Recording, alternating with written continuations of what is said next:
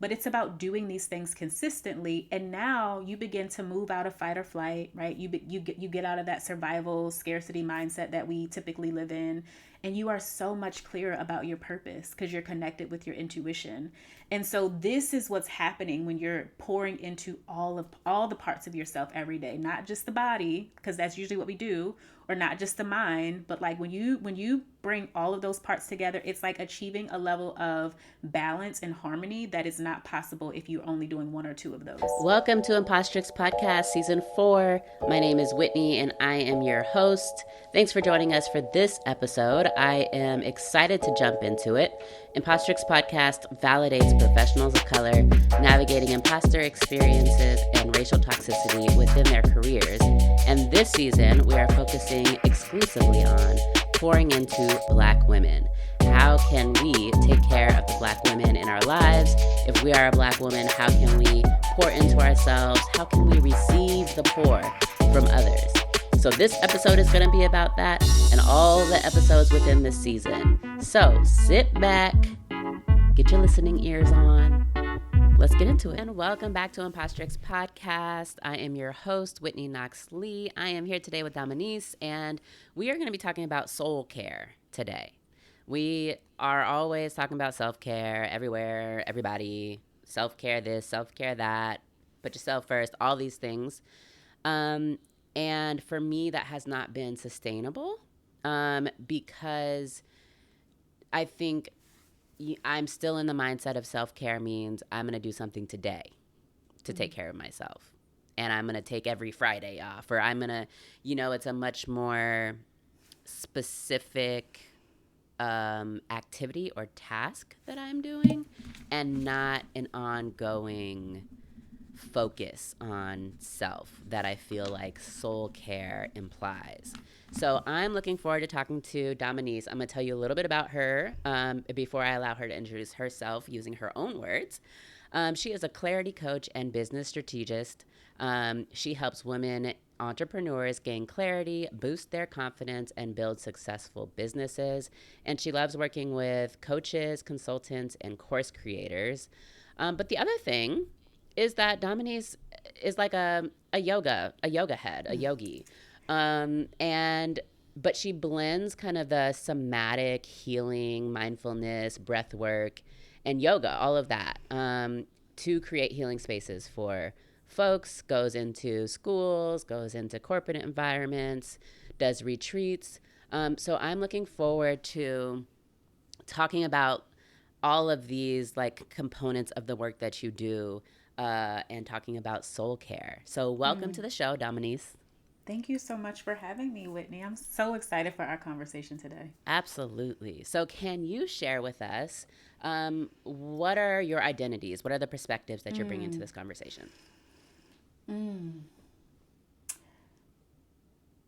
I will lead with, it's funny because one of your questions was like, your signature says this, and like, I want to go there first. Yes. So for a long time, I struggled when someone would ask me, who are you? Or like, what is your identity? I struggled with like feeling like I had to box myself in to be a certain person, right? And based on whomever I was talking to, I would like say the part of myself that was applicable to that conversation. But typically when we're asked about ourselves and who we are, we name our professions and we talk about what we do, right? But that's just what you do. That's not who you are. Right. And so for me, I've been really over the last 7 years going on a journey to really understand and unpeel the layers to understand who I am.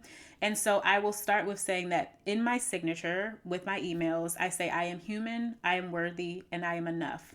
Because when you ask me about my identity, I don't want to be defined by a specific thing. When you see me, first, I want you to acknowledge my humanity. I want you to know that I am worthy and I don't have to prove that based on my role or my title. And to me, that is enough. And so that's the explanation behind the signature. So first, I want to just preface with that. And then outside of that, when I think about my identity, I think about the roles that I hold.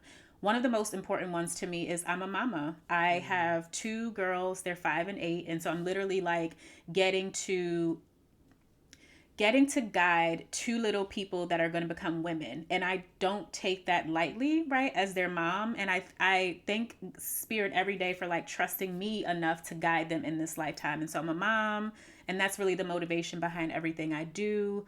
I'm a daughter, I'm a sister, I'm a friend, I'm a mentor, and I'm a business owner. I'm an entrepreneur. And that entrepreneurship piece means a lot to me, right? Because I understand myself and my purpose now and where I show up best.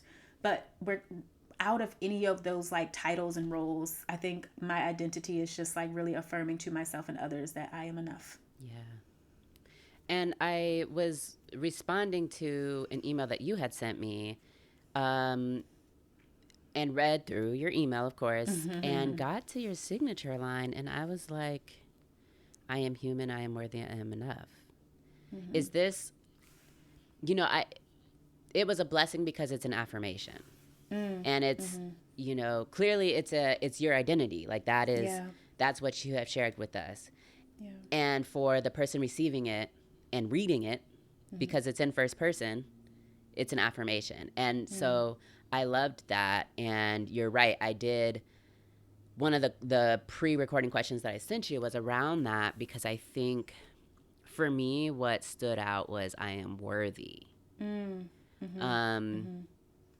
particularly in a business email signature. Oh, yeah. This kind of falling along the lines of like the out of office messages that are like, I'm vacationing. I'm not going to respond.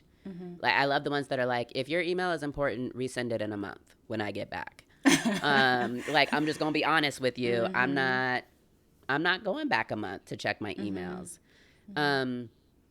And also the acknowledgement of like, I keep weird work hours. So I might send you an email, but because at midnight, but my expectation is not that you respond at midnight. Yeah. So these type of very like human messages to not only identify ourselves as human, but like other people as human. It's like a reminder. I recognize that you might have something important to tell me. So what I'm going to need from you is for you to tell me that when I get back. Just like resend when I get back. So I really, the worthy part for me was just very interesting, as I am also a small business owner, and thinking about how I communicate with prospective clients and with people that I'm working with around my expectations for how I'm treated. And, what they can expect with how I treat them. And I just found it to be very powerful to be able to put that out there. Yeah. Matter of factly, and I'm not saying it to you because you treated me like shit. Like, I'm just saying it because that's the truth. And I think as Black women, business owners, we are not treated with the respect that others are. And just today, I had a consultation with somebody who was literally making eggs, and like not engaged with me. Yeah. So I appreciate you, and I appreciate, this message. Thank you. Thank you for that. I'll say this really quickly.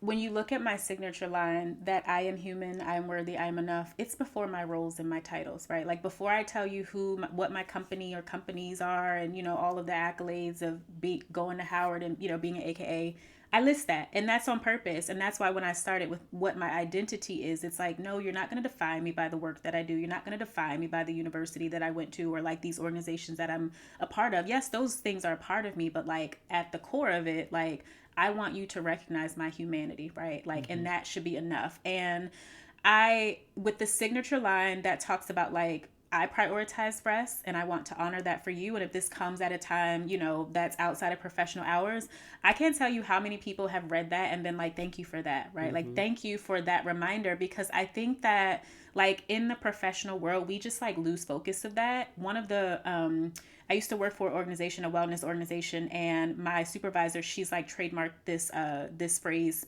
people first, professionals second.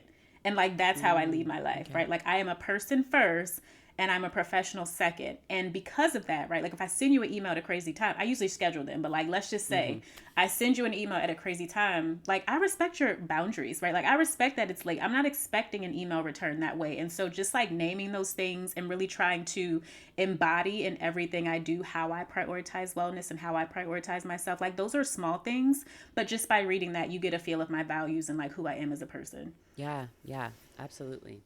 So we started our conversation before we started recording, right? And Yes. I was asking you how you were, and you were telling me, and then I was telling you how I was, and you were like, "Wait, can we talk about this on the Yeah. recording? Like, can we talk about this because this is the thing, right?" Yeah. So I want to start by asking you again how you are, and I'll tell you how I am. Yeah.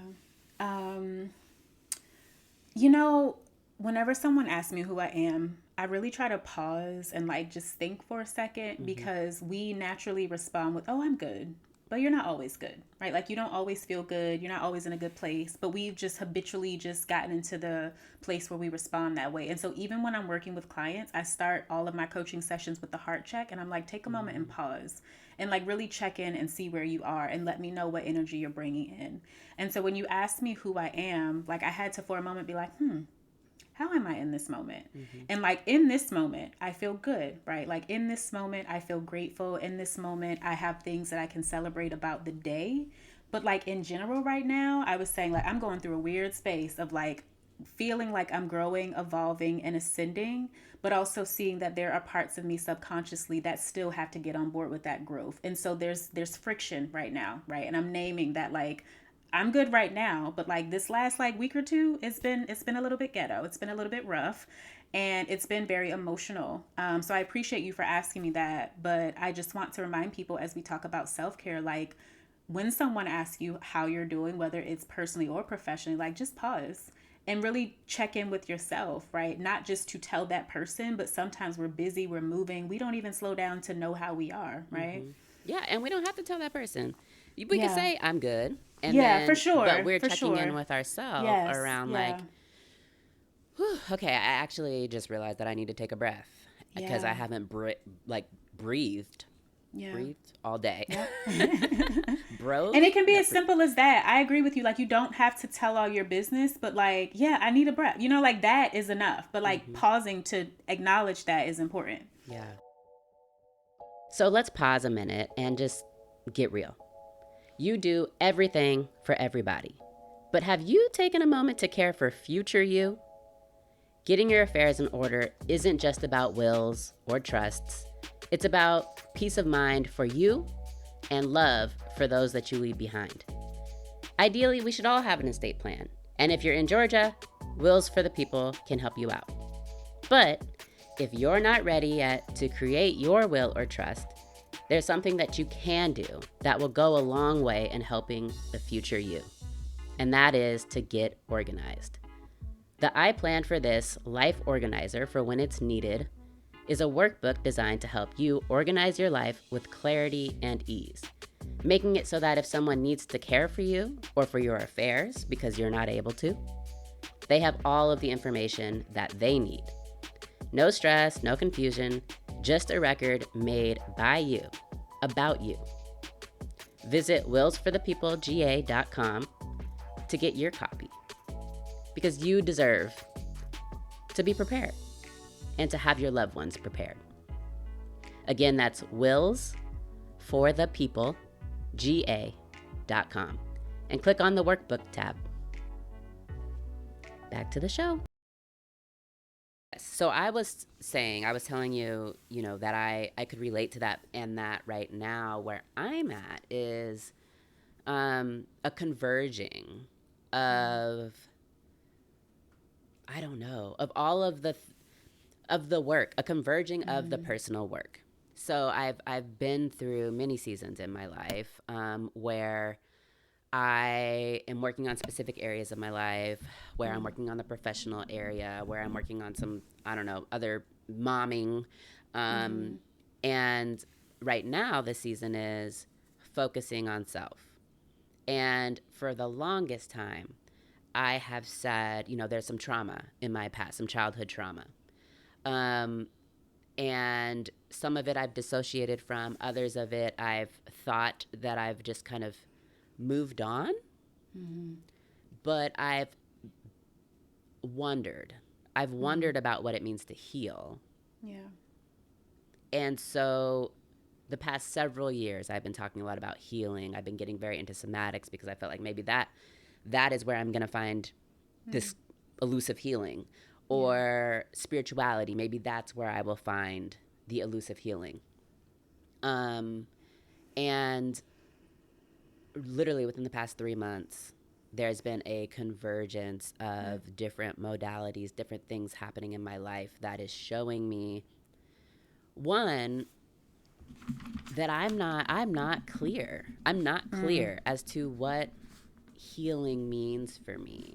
Mm-hmm. And I'm not even clear about what exactly the harm, the trauma was, is, and how it continues to impact me.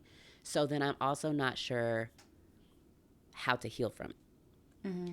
And what's been interesting, though, is that, so the things that have converged are, one, my therapist who is working with me using EMDR.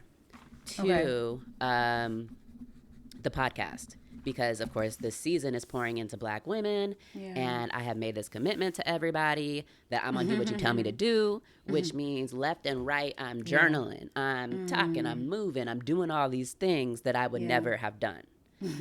And the third is that I'm doing some energy work with one of my guests, Nicole Lee, and that has brought me to ancestors and to spirit, and has brought up specific emotions that I didn't know I was carrying. And all of these things are coming together in a way that feels like healing because it's the knowledge. Now I have a little bit more knowledge. And can move forward. So you were like, okay, let's stop and record. So yeah, it has been a transformative moment for me that feels extremely big, but not overwhelming. Thank you for sharing that, first of all. Like, that was so beautiful. And there were so many, like, as you were talking, just so many things were dropping into my spirit. The reason why I was like, let's hit record and talk about this is because I think that, like, in the day and age that we live in with social media, we're seeing healing all over social media, right? Like, people are talking about their healing journeys and all the things. And, you know, you have all types of people that are offering different healing modalities. And so we do sometimes, like, go on this journey, but we don't even know what we're saying yes to or, like, what we're healing from. And that's normal. The simplest way that I think about healing is a return to wholeness. A return to wholeness, right? And what I mean by that is, I wrote a book called Hold Space to Heal. And I talk about how, like, you know, as children, we come into this world as the most purest versions of ourselves. And then as we begin to get older, we begin to get conditioned into the way of the world. And so, you know, we are taught how to think and how to believe, and, you know, people say things to us and we hold on to that, to those things. And so at some point, like, we get away from being this whole beautiful, authentic version of ourselves, and we start picking up habits and behaviors from family, from friends, from teachers, you know, from school, all these things. And then over time that continues, and we grow up and we grow older, and we've picked up all of these things. And if you think about it like a book bag, it's like every day you're just putting stuff into your book bag, and then you get to be an adult and you're carrying all this stuff that no longer serves you. And so when I think about healing, it's going back to that most authentic version of yourself, right? Like, who, usually they say by 7 years old, you are like who you are, right? So those first 7 years of life are so important for who you become in the world and how you see yourself, right? So if you think about healing, it's like, who was I before that 7-year-old version of myself?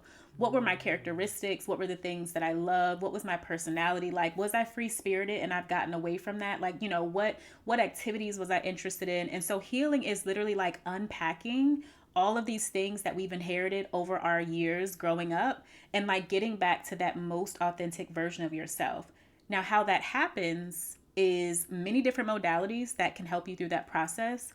One of the things that I heard you talking about was just all the different modalities that you're using right now. Healing it's a mind, body, spirit practice. That's another thing that's important. And sometimes we just focus on one of those parts of ourselves. So like sometimes we just go to therapy, right? And we process through and we talk about the things, but we might notice that like we're not making the progress that we desire to make. Because yes, mentally, right, your mind is going through the healing work and processing, but your body actually holds the stress and trauma. Your soul is the place that holds the memories of those things. And so if you only do talk therapy, that alone is not fully helping you to heal. It's going to help you to understand and process the things, but the soul, the body also have to be involved in the healing process. And so when I talk about holding space to heal, there isn't much that you have to do, right? Like there are all these modalities, but there's not a whole bunch you have to do. You can literally, like our bodies are so smart where if you just give your body time to be still and to process, right? Maybe restorative yoga as an example. I found so much healing from laying on a bolster and pillows and having myself propped up. I wasn't moving. I wasn't doing nothing. I was just being. And in that being, all of these memories, kind of what you were talking about, like all of this stuff started coming up to me. And it was in the act of just being still that my greatest healing was happening. And so you don't have to do a lot. It's helpful to have, all these different modalities that you can explore. And I've explored a lot and those things have been helpful. But like someone listening to this at this moment can be like, I want to work on myself and go on my healing journey or deepen it. And they can literally just like get into a restorative yoga position. And that right there is like giving yourself the time to heal. The last thing I'll say here is that you don't have to remember everything to release and heal from everything, right? The mind forgets things, right? So again, talk therapy is helpful because it helps us to like bring up the things and process through and understand why it happens. But the mind will forget the things. It will suppress the things as a way of survival to get you through the world, right? As a way to cope. You don't always have to remember what happened to heal from it. So again, thinking about our bodies holding that, what you really want to focus on is giving your body the time and space it needs to begin to process and release. And so as things come up, you might start remembering, but not always, right? So I also just wanted to name that, like, you may remember the thing that happened to you as a child, or maybe it was so traumatic that you suppressed it and forgot about it completely, and you don't have to unpack it to heal from it, right? Like, yeah, you can go to therapy, but you can do somatic practices that will just help your body and your spirit to release those things. Yeah. So much. Okay. I want to go to your body, mind, spirit worksheet, but not yet. But remind me. Yeah. Because what you said about, we need all of these things in order to do the healing. I guess I'm just going to go there. Yeah. Is my experience. So I did therapy for literally decades. And it worked to some extent. I am what I learned, intellectual processor. I need information. I can't process things without that information. Yeah. And so for me, it is like a bit of an excavation. And, I do not need to remember everything. But when I do remember the thing, whether that's through one of these, modalities, or whether that's through reading my journals from childhood, it allows me to correct what I'm thinking, because usually what I think happened is not what actually happened, and then move forward. An example being, for years, decades, since high school, I had a resentment towards my high school crush, love of my life, because my memory said that we were still dating and he took another girl to the Valentine's Day dance and then broke up with me. I read in my journal. So, and this was my first heartbreak, right? So after that, I was like, I'm not going to fall in love. I'm not going to do this. I'm not going to do that. And I'm going to have multiple boyfriends at the same time, all the things, right? But I read my journal a couple of years ago and learned that I cheated on him. My little Not the whole story being flipped though. my little high school self had the nerve to go cheat on this person who was my first love. Right. Told him about it, and instead of being mad, he was concerned and was like, "You need a friend right now," which, whatever. But anyways, you need a friend right now. We are not going to be together. We continue to be friends. So a couple of years ago, when I read that, I reached out to him to be like, I'm coming to Seattle and I owe you an amends. Like, I owe you an amends. I have made you I have made a whole lot out of something that wasn't. And like to this day, we talk and, you know, we're good and all that stuff. But that's an example of like, I don't remember things correctly sometimes. And it has been interesting as I've gotten information, and I've gotten information when I have combined these things. So you had sent me in preparation for our conversation a worksheet to help me remember to do three things every day. Something that focuses on my mind, something that helps with my body, and something that helps with my spirit. And it's a 30-day challenge, and yours, I think the challenge is like do that for an hour. Do those three things for an hour total. But you told me that I could just do 30 minutes. Because, you know, I'm a baby over here. And it's been difficult to do that. It's been extremely difficult. And I'll say the days when I've managed to do them, even when not together in succession, there is there's a noticeable difference in my chest. There's a noticeable difference in my throat. Wow. There's like a noticeable intentionality in my day. It doesn't feel like I'm just kind of flying by the seat of my pants. I feel more grounded. And I've done this so imperfectly. In fact, this is our second, we rescheduled our recording. And the first time I was like, hey, looking forward to recording, except for I didn't do anything that you asked me to do. So instead, we just gonna talk about it. But even hearing you talk now about what movement means, what body, means, I'm realizing that I've done so much just with the awareness of put these three things together. Thank you for sharing that. I am always like so grateful when I hear someone who like just gives this whole, process a try, because it has transformed my life so much. So just a little bit of like backstory of where this whole concept came from and like when I started doing it. In March of 2020, right around the time that COVID started, I was at one of the lowest places of my life. I was unemployed. I had just quit my job in December of 2019. And my original plan was to just have a slightly extended maternity leave, and I was going to go back to work around June of 2020. And then 3 months later, here comes COVID, right? Shutting the whole world down. So that plan got a bit derailed because people were getting laid off. It wasn't the most opportune time to be like jumping back into the workforce. I had a toddler and a 3-year-old and a newborn. Daycare closes down. So now there's that, right? My marriage was on the rocks, and so much on the rocks that we've since separated and divorced. So like when I say things were challenging, like we were in the thick of it at that point. And then I had just maybe like 6 months before said yes to a business opportunity where I took on most of the financial responsibility. Wow. It wasn't an essential business. And so when COVID happened, we got shut down, right? And so like, how are we about to pay this loan back? How are we about to pay these bills? Like all of that was happening at one time.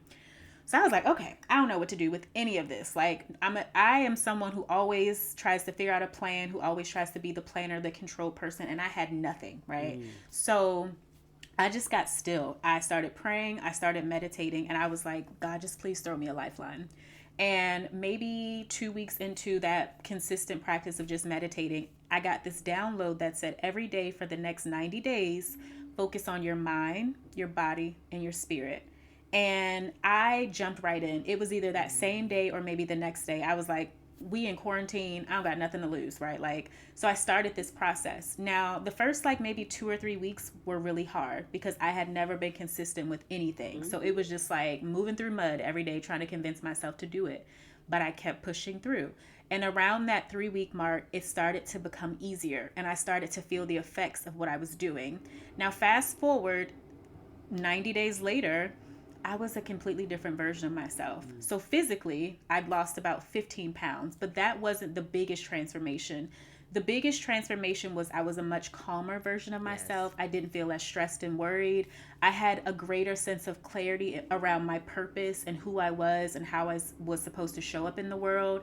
And there was just like a stronger connection to my intuition.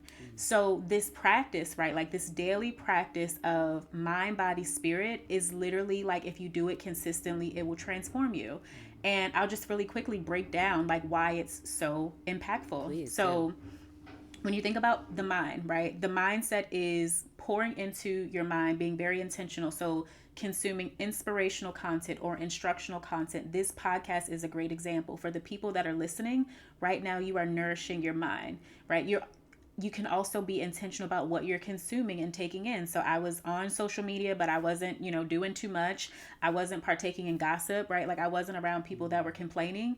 That's mindset work. And what happens is the brain is able to adapt and change. So when you start feeding yourself positive things, right? When you start thinking positive things, when you start becoming aware of your habits and beliefs, like all of this is a part of the mindset, you start to grow and evolve and your external starts to change because you're shifting internally. So that's the first benefit. When you think about the body, and we've talked about this a little bit, we hold stress and trauma in our bodies. Physical movement is the number one way to release stress, right? The number one way. We do a lot of other things. We go shopping, we order on Amazon, we go drinking, we go all the things. And those things can help you cope, but like your body's still holding that stress. When you start to move your body consistently, it's like the greatest way to release stress. And what happens is over time your immune system becomes stronger. I barely get sick now, right? Like maybe once a year, and it's over really Wow. fast. You also start to develop a greater emotional capacity. It's like you become a more resilient version of yourself. So things that used to trigger me a couple of years ago, I'm stronger now, right? So they don't impact me as much. So that's the second benefit. And then you have that spiritual piece. And when I think about the spiritual piece, I think about this from two different like ways.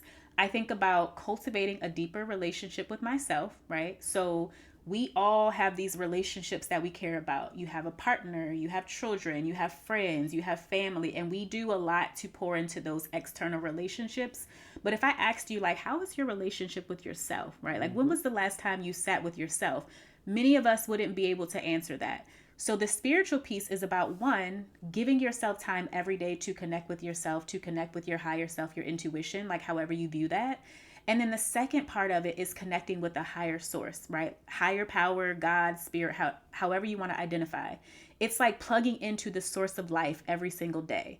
Now, how that works is different for us. For me, meditation and prayer is one way. Sometimes I just go sit outside in nature.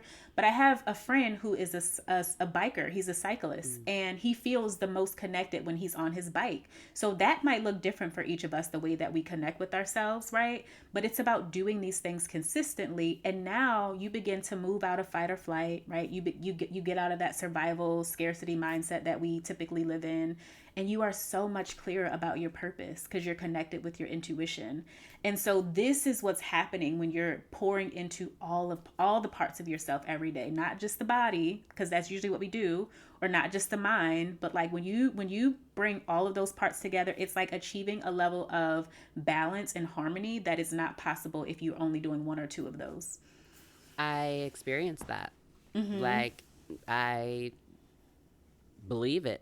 Um, and I am someone who, again, I need the information. I don't just believe Yeah. stuff because you tell me to. Yeah. Um, but I'm thinking about, so for, I don't know, several weeks, I'm still not to the point of like actual exercise. Yeah. I'm walking, right? And Yeah, we just that got a counts. dog. That counts. Yeah, but Yeah. I know it counts. Yes. So kudos to you. That's movement. That counts, girl. Don't shortchange yourself Absolutely. here. I just don't want people out there thinking that I'm over there in spin class or something. Nope. I still got the gym membership that I Yeah. do not go to. I don't go to the gym even though I'm paying $40 a month. But we got a dog. We got a puppy. Okay. Her name is Nala. She's beautiful. She's a schnauzer. Aw. And schnauzers are active. They need to get lots of exercise, and she has a schedule. At 11, she needs a half an hour of exercise. Because my husband and I work at home, we are able to do this. And so my routine turned into walking Nala for half an hour and then taking an actual half an hour lunch break where I'm eating away from my computer. I love that. And at the same time, I am doing therapy with the EMDR stuff, also doing some energy work.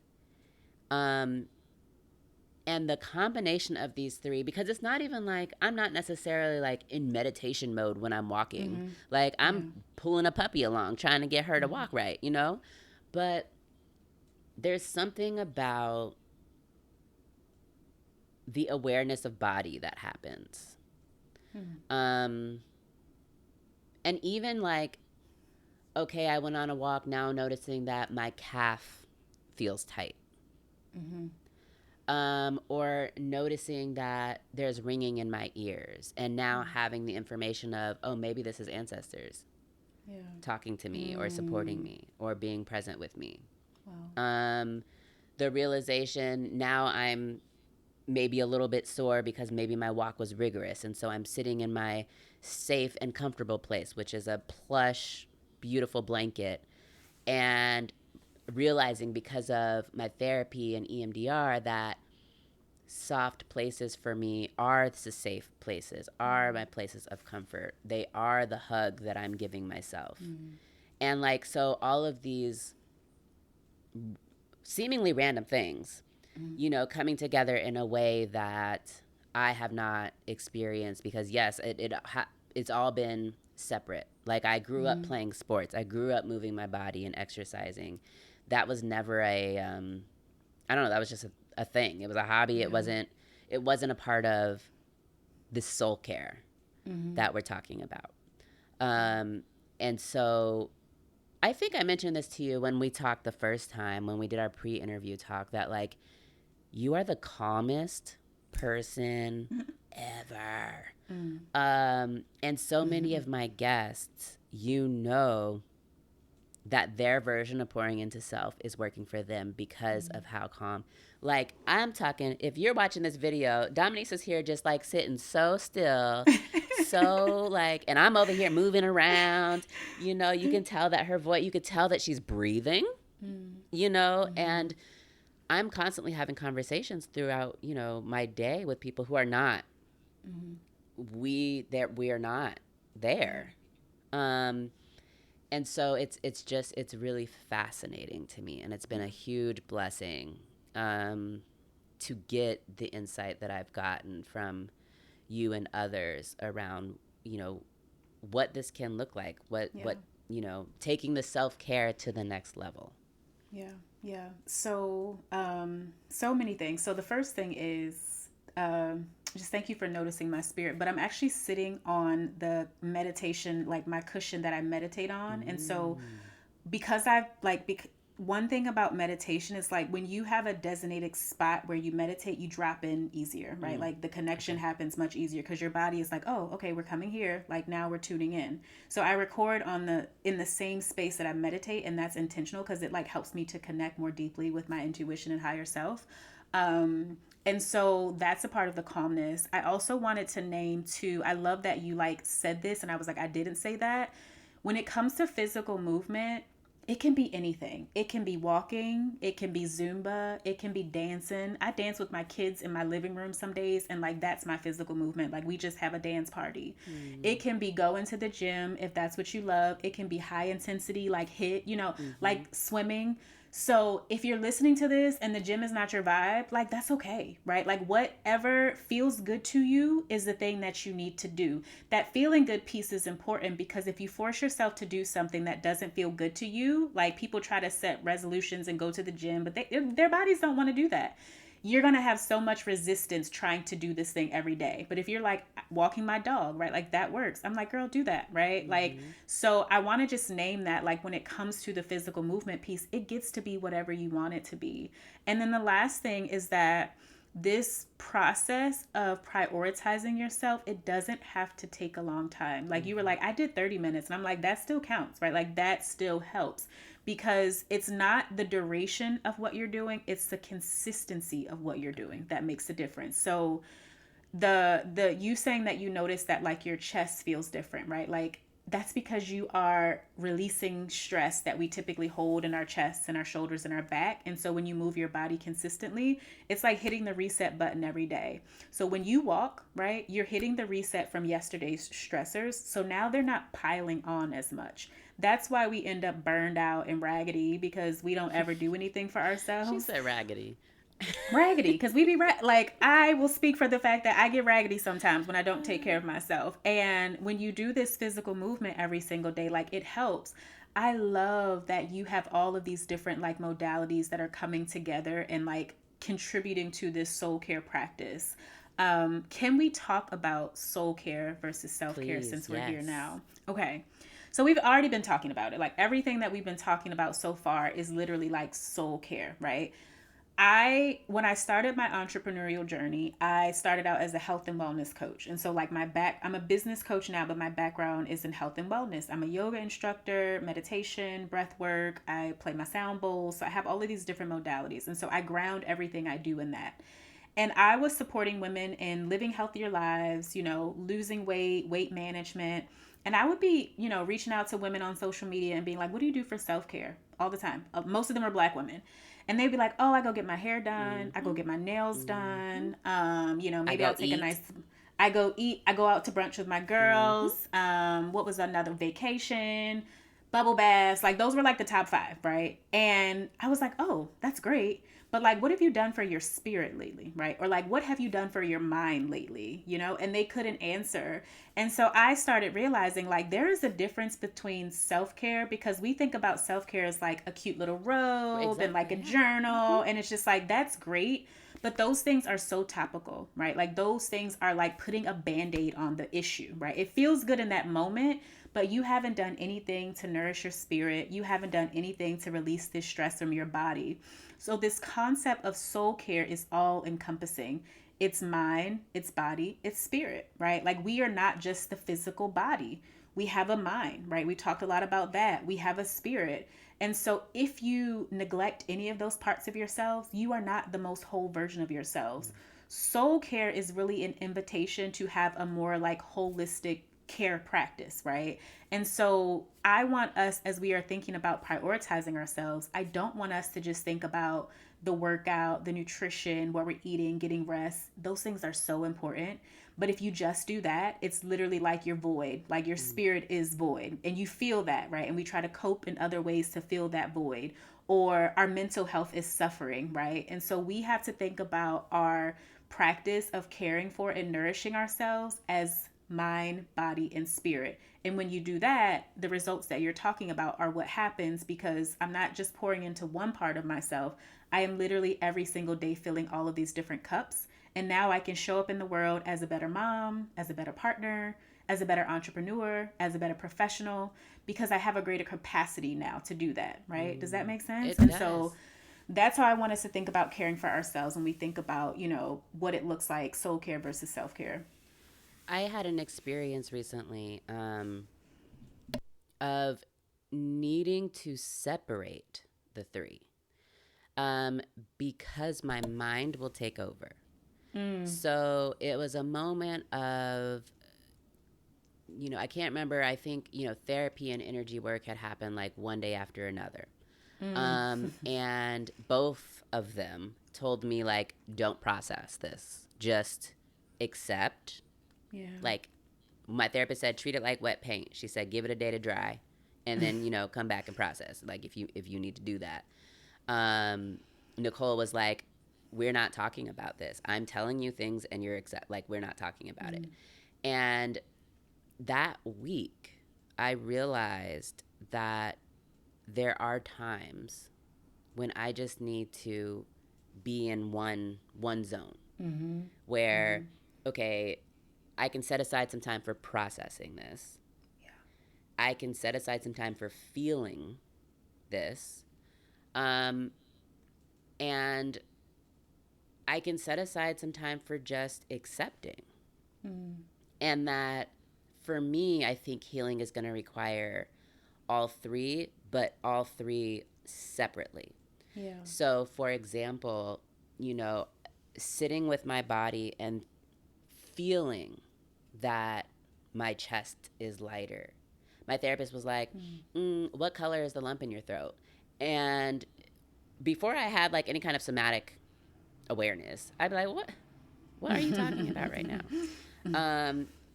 But I was able to just focus on my throat. And we were talking about humiliation. Yeah. And for me, a lump came up in my throat. And it was red. And it was glowing. And just focusing on that. She asked me, okay, what color does it need to be to cool it down? Yeah. So I said blue. And it was just feeling the weight on my chest, feeling like taps on my chest. And that is separate from then processing, realizing that the traumatic moments in my life were not actually the traumatic moments in my life. The trauma came after these moments. And so processing why that was and allowing myself to wonder, you know, and to write about it. I hate journaling. Everybody knows I hate journaling. That day I journaled a lot because it was fascinating to me that my entire life I've thought of point A as the trauma, but my body was reacting to point B as the trauma. And feeling the disconnect of like, you know, not only my own healing journey, but also feeling a disconnect between other survivors. Of like, I can't relate to your story because I don't have trauma from that. I got trauma from something else, you know? And then the third of just the spirit of just accepting.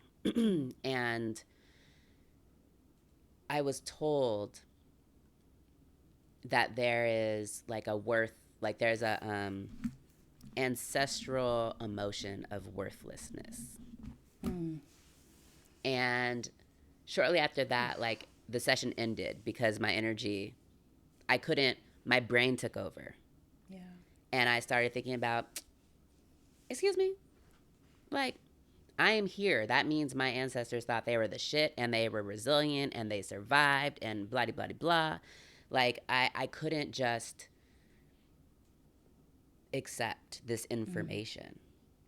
And it took me days to be able to just be like, okay, at some point in my ancestral lineage, somebody had this extreme feeling of worthlessness that was imprinted into them and that was passed on from generation to generation, whether or not they believed that to be true, permanently or not.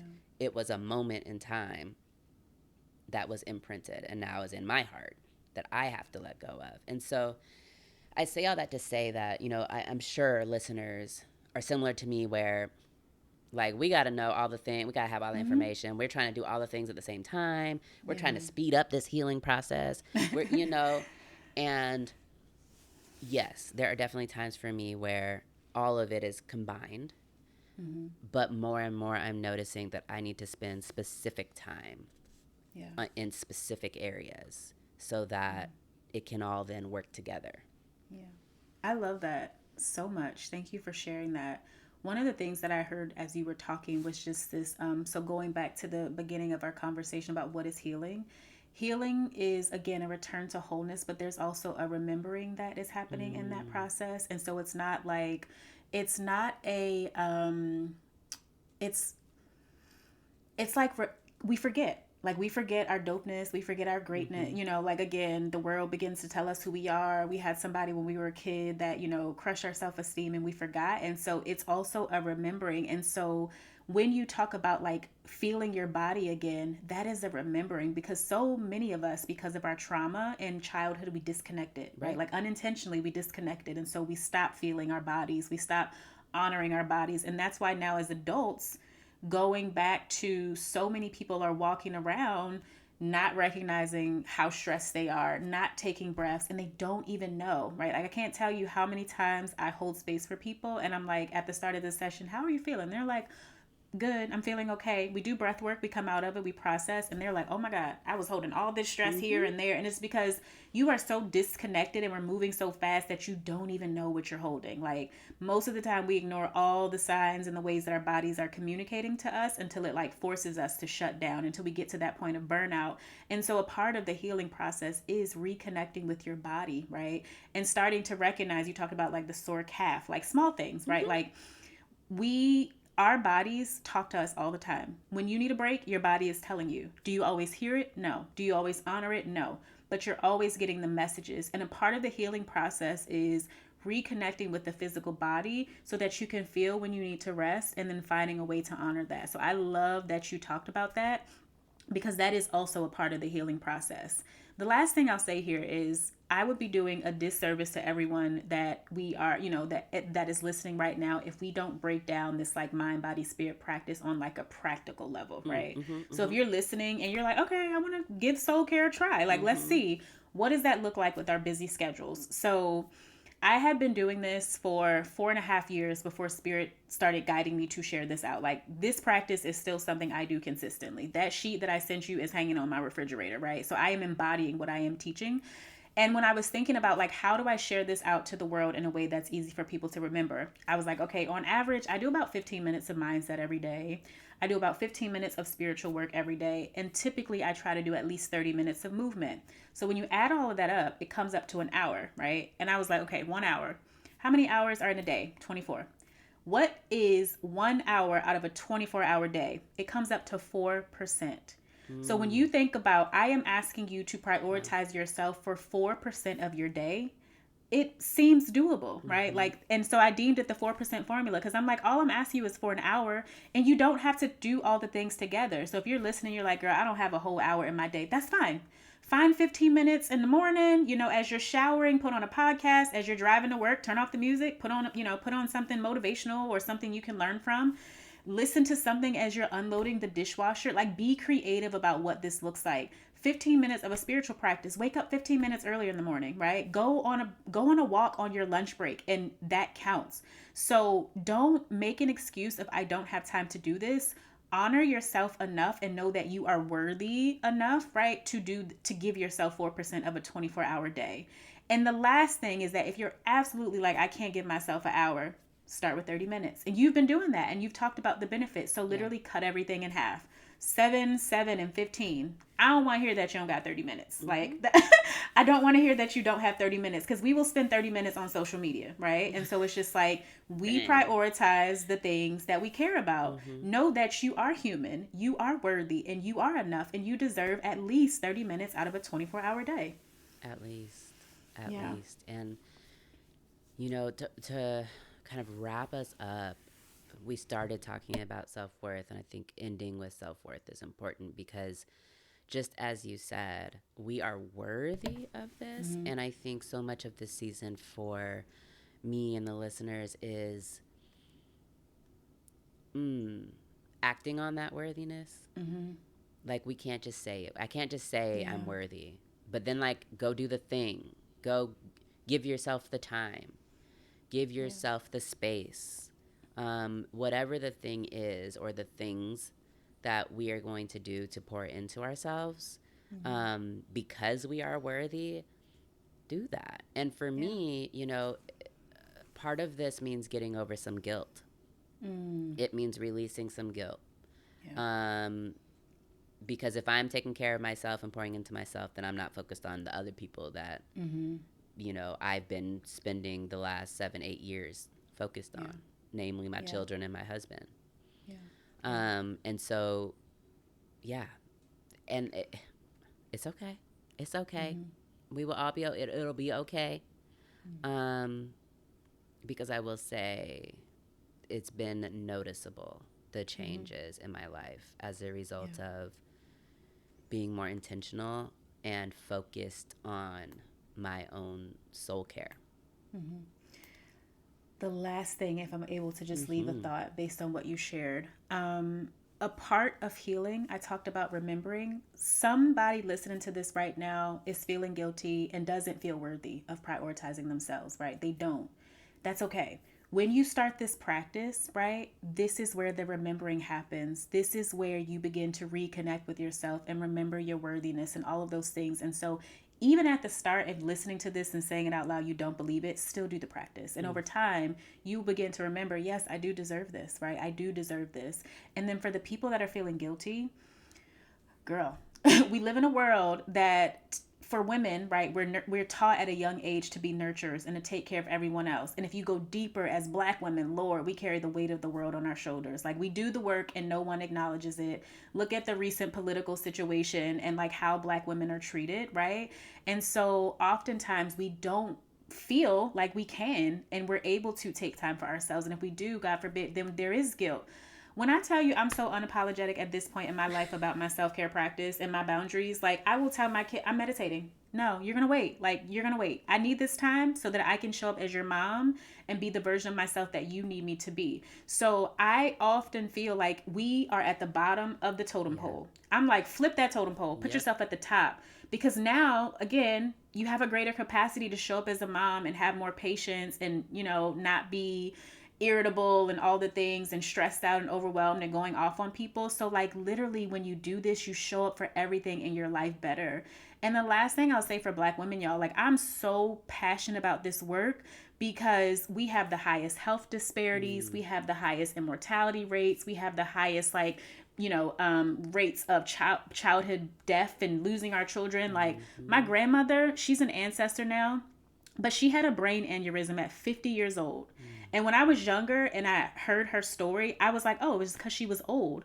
But as this like mid 30 something version of myself, I'm like 50 ain't all that far no more. Like I'm closer to 50 than I am to being a teenager. And so getting to 50, never doing any self-care, having all this unresolved trauma that started very early on in her childhood, her body got to a point where it literally shut down.